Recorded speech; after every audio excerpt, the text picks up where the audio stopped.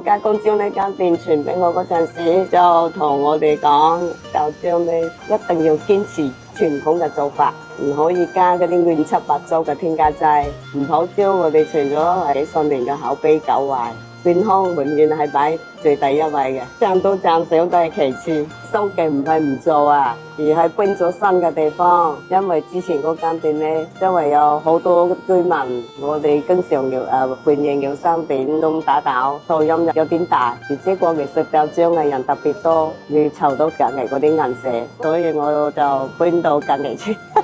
我呢豆漿比較濃郁啲，就味濃香滑啊。出面嗰啲就冇咁濃郁。腐竹就係由豆漿表面嗰層豆汁凝過咗之後咧，就做成豆粥啊。太辛苦啊，做呢啲啊，又辛苦又賺唔到錢啊，後生邊個願意做啊？